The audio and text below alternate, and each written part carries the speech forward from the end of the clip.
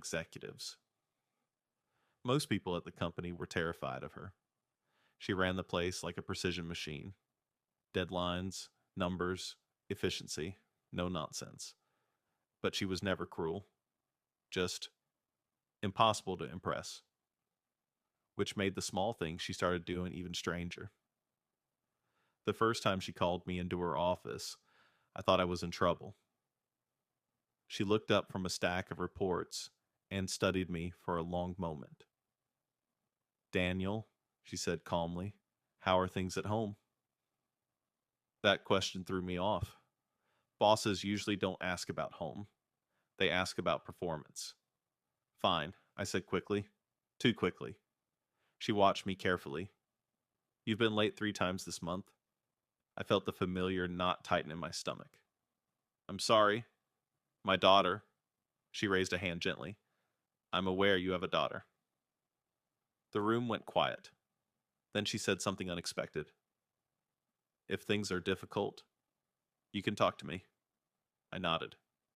"Thank you." But I didn't talk. Because that's the rule men like me live by. Handle it yourself. Don't burden anyone. Don't show weakness. And definitely don't tell your boss your life is falling apart. So the weeks passed, and the hints kept coming. Small ones, subtle ones. She'd ask if I needed a lighter schedule. I said no. She suggested remote work 1 day a week. I said I preferred the office.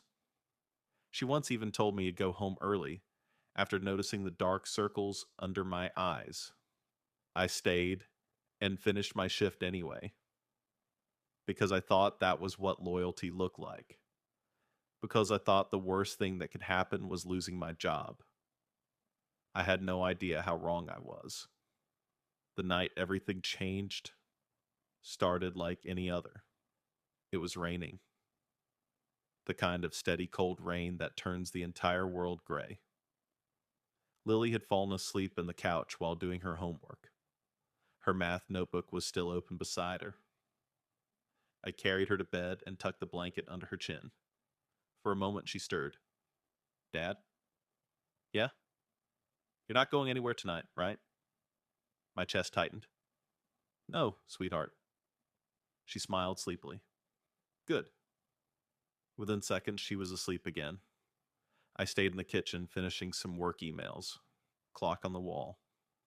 11:47 p.m. Too late to be awake. Too early to sleep. That strange empty hour where exhaustion meets worry.